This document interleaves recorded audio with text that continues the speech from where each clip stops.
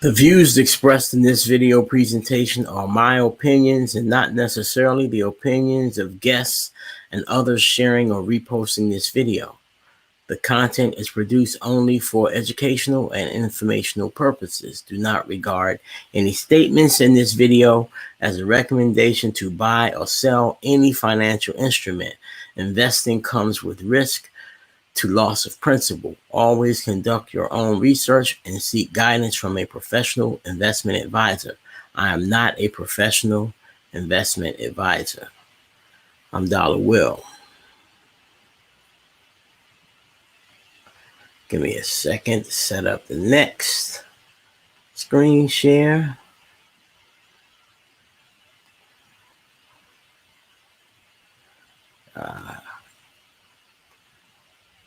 I need some music, some waiting music, maybe some polka. Alright, we'll talk about Bitcoin, get this thing out the way. Got a lot of charts to break down, but I'm not going to do them all in one video. I'm going to talk about Bitcoin today. Keep in mind, though, that the major context for Bitcoin is the price action of the US dollar, because this symbol is BTC/USD. So that's you're trading a relationship, the relationship of Bitcoin to the dollar. In my general opinion is I am extremely bullish the US dollar, and that has to have a negative impact on Bitcoin at some point. The Bitcoin and the dollar at one point earlier this year was going up at the same time. I can't imagine that relationship will continue functioning that way, but price is truth. Time will tell. We'll see. So what we're looking at here, this messy chart, forgive me, or I'm not going to apologize for it. That's the world of technical analysis. So what we have here is a monthly view. I'll be going down to a daily, but I just want to get the big stuff out the way. Of course, I'm an Elliott Wave Theory practitioner, and Elliott Wave Theory holds that prices take 5 waves up, 3 waves down, and after you go 5 up, the 3 down are pretty severe. Pretty severe. And so I have these purple lines showing the waves. I'm using the monthly chart because it's just so much data, and it's easier to navigate this stuff when you see less information. So I'm seeing fewer candles to make it clearer what's going on. I'm using this is TradingView, and TradingView has something called all-time. Where the heck is it? All-time Bitcoin all-time. What is it? And that's what you should use, because a lot of charts don't show the price history going back to inception. Let's see. Try to find it here for you. Bitcoin, that's not it. All-time history index. That's what I'm using for this reference. So it's easier to find and look for index in the column. But that's what I'm using. So without getting into the weeds of counting the fractals, so we call these waves a swing high, swing low. We call those waves, and inside of these waves are subwaves, and we call those fractals. And so I'm not going to go into counting the fractals. Let me just deal with the big waves. So I would call the move from, let's see, near inception down here. There was a flash where There was a long periods where Bitcoin traded at a low of a nickel, according to this index view, and then they had a flash down to a penny. So I'm using the penny as the floor. And so we had a rise from essentially a penny up to about $1,200, a little over $1,200. I'm calling that wave one. Then the swing low after that in the ABC pattern is wave two.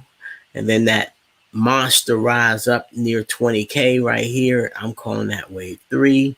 And then the recoil from that wave four. And then the run to 65K is the completion of the 5 count. I will go and count this just because that's what we're focusing on. Let me go to the daily view.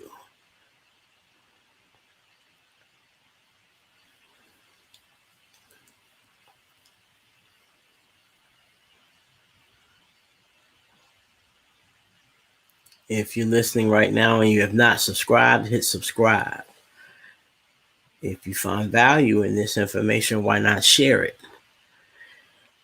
on your other social media? Because I need this channel to grow, because as you see, I don't really post that often. It's partially because channel not growing, and I do most of my work in Patreon.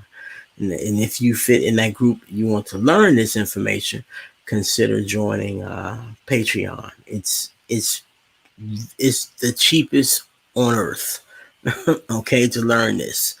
This information, you'll find places charging $10, $20, $30,000. The mid rate is $1,000 or $2,000. You can learn it from me on Patreon for $10 a month. All right. And that includes, personal, private, group and private sessions. Okay. As well as Patreon exclusive information. All right. So we got wave. So all this was the wave 5, the 5th and final wave in the count. And I'm saying this is wave 1 within wave 5. Okay. Wave 1, 2, 3, 4, 5. Wave 5 itself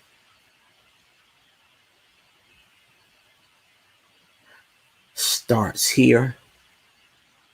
And in Elliott Wave Theory, we got this concept called an ending diagonal. I'm not going to get into the details of explaining all of that. That's for the Patreon folk. But this is called an ending diagonal. You can see 5 swings: 1, 2, 3, 4, 5. So that was one sign that we were near an end. Of course, I use oscillators. I hear people saying they don't know why people got to use oscillators. I don't use no oscillators, because you don't know how to use them. You don't know what they're for. So technical analysis is a broad category. There are many schools of thought with under that umbrella, and the most popular common strategy is called price action, and that's a good place to start, and I teach that.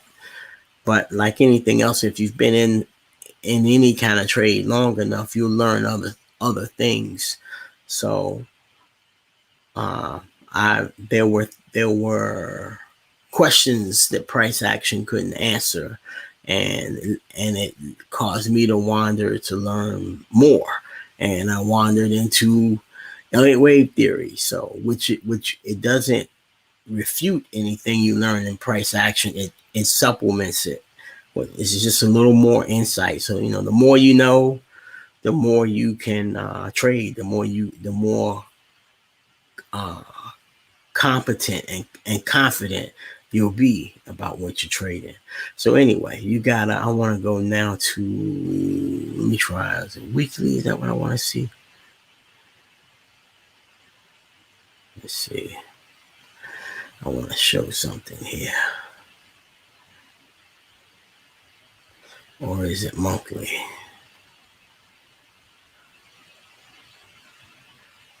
I can't. You know what? I'm gonna move on past it. It was a there you go. That's what it was. On this is a 4-hour chart I'm on right now. So I have this is two indicators at the bottom. They're both momentum oscillators and momentum indicators. The top one is stochastic. The bottom is called a MACD. Doesn't, I'm not getting into the details. That's for Patreon. But the main thing I want to show you is that one, they both measure momentum. And so before price changes direction, the momentum starts to wane. The energy behind the uptrend starts to dissipate. And so you see that energy wane that tells you that the price or the trend, the uptrend, is in danger of ending. So it's not, it doesn't mean it's over now. It means get ready. It could be over soon. And here you see this momentum oscillator trending down. If I was to draw a line connecting these tops, you see it trending down.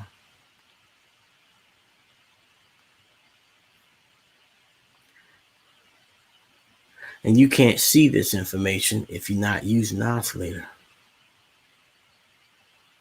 Now, I'm not pressing the button, buying and selling, because I see this momentum waning, but it is giving me an idea about I guess, the peak in enthusiasm in the market was back here. So there's fewer people, fewer orders,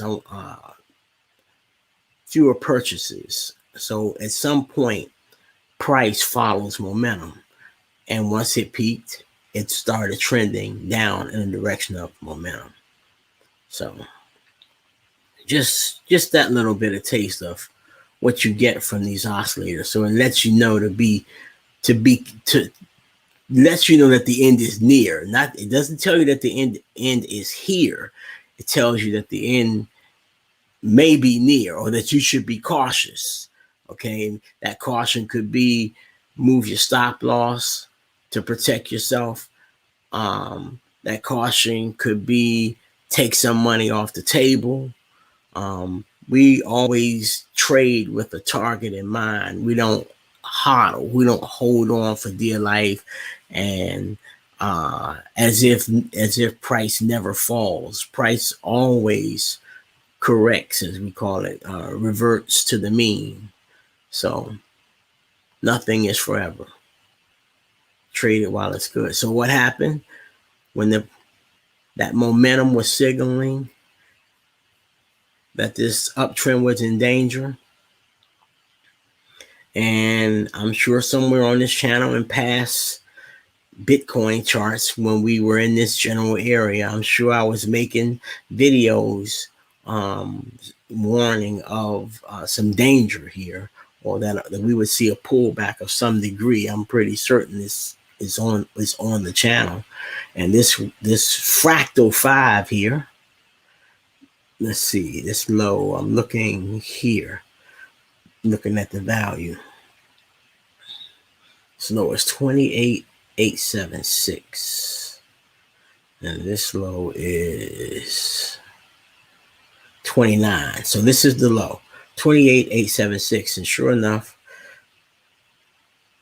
288. Just keep that in mind. This low dropped to 287. So this one made a lower low. And then we had this rise, which made a lower high. Downtrends make lower lows and lower highs. So we're looking for Bitcoin to go down more. Remember the context. This is Elliott Wave Theory. And in Elliott Wave Theory, after you get your 5 count, which is what I showed you. Come on, stop. from this low to this line is 1, 2, 3, 4, 5. I'm expecting a massive retrace in a ABC pattern. So I'm expecting a correction at least to this area. And I'm thinking it could go even worse. It could come all the way down below. Let's see. I'm thinking worst case scenario. Well,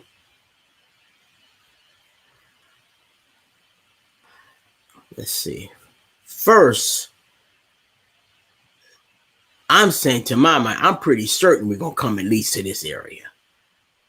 And this area means 13, like just under 14,000, just under this peak here. And this high is 1387. You know, it's somewhere in the range of 1387 and the close of this candle here, which is 10.7. Let's just say between 11 and 14,000. That's I would say at a minimum. My opinion, I'm pretty certain that this is what we're gonna do. Okay, all right, it's happening. And you can, to me, I'm saying bank that. This thing is getting ready to tank down to this area. Best case scenario. Worst case scenario is that it goes lower. Hold on. That Bitcoin takes out this low here from December of 2018. Now, how much lower it goes than that, I don't know. Maybe, hopefully, at best case scenario, I have to go to daily. Hopefully, the best of the worst. Put it that way. Put it that way. The best of the worst case scenario. Hopefully, if it takes out this entire fifth wave, which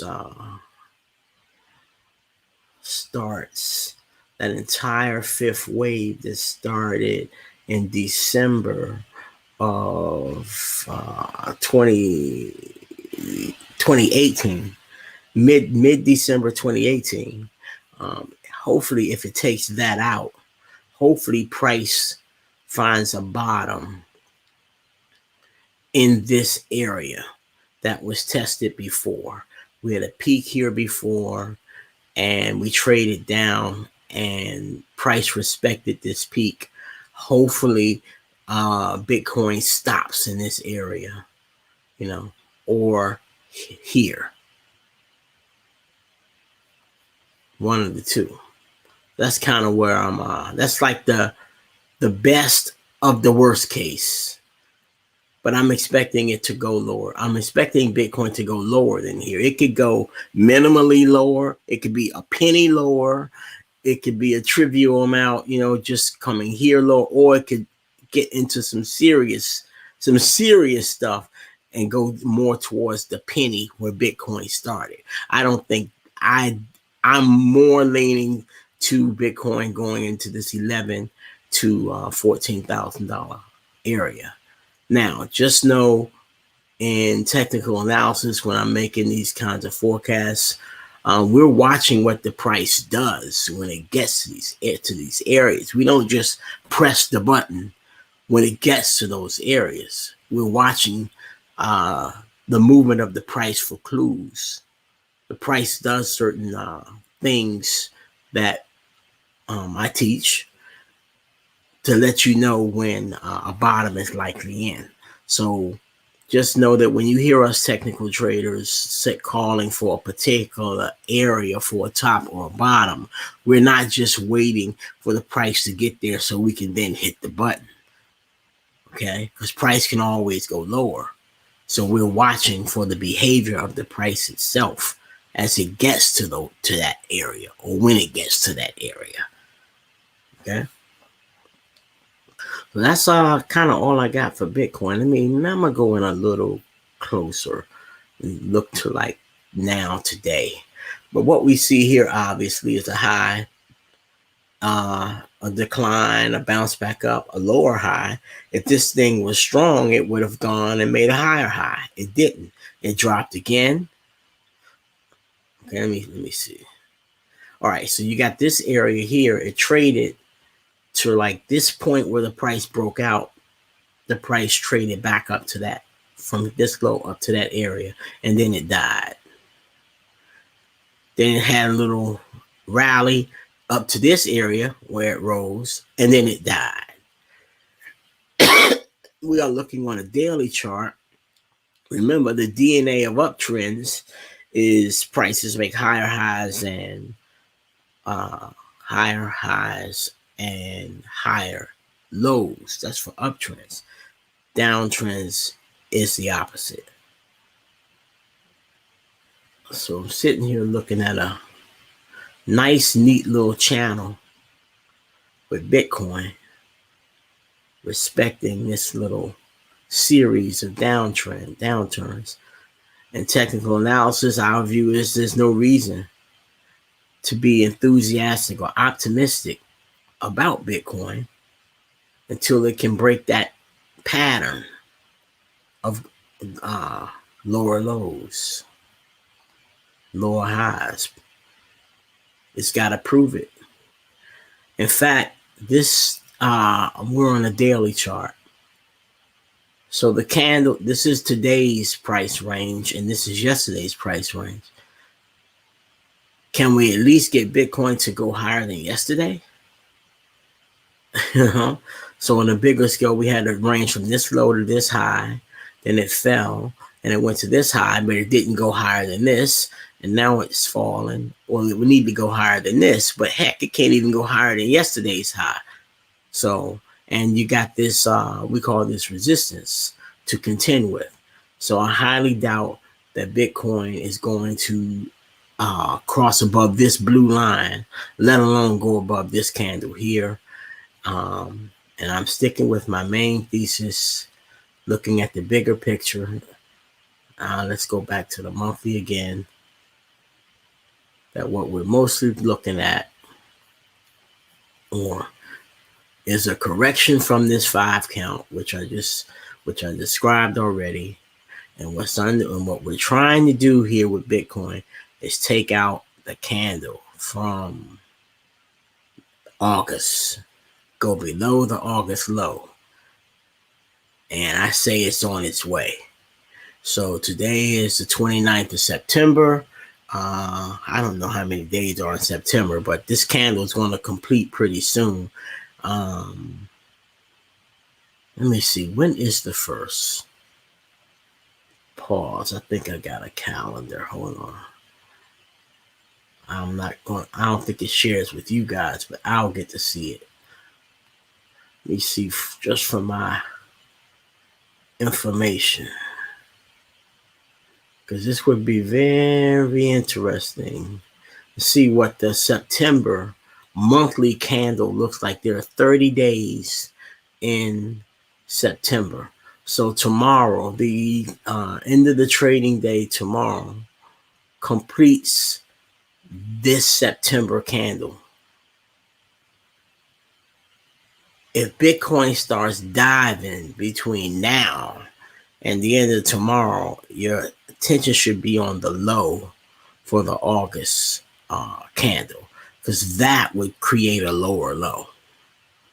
It would end this swing, this swing high, this little optimism from the July candle, and then the August candle making a higher low and a higher high.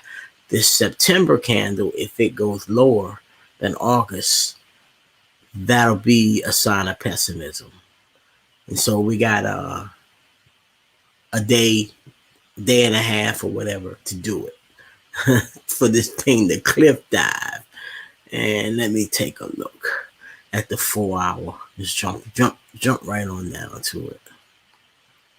See what this is looking like. Okay, giving up the ghost in the last 4 hours. Had a series of higher lows, and then this one came along and went lower, so it's already kind of rolling over. We'll see. I still think this blue line is going to hold. So even if it does come up to here, I don't think it's going to take it out. But we need, let's see, where is that Okay, so the month of August started here, and so this is the low for August. So between the rest of today and the trading day tomorrow, this is the low. It's under attack.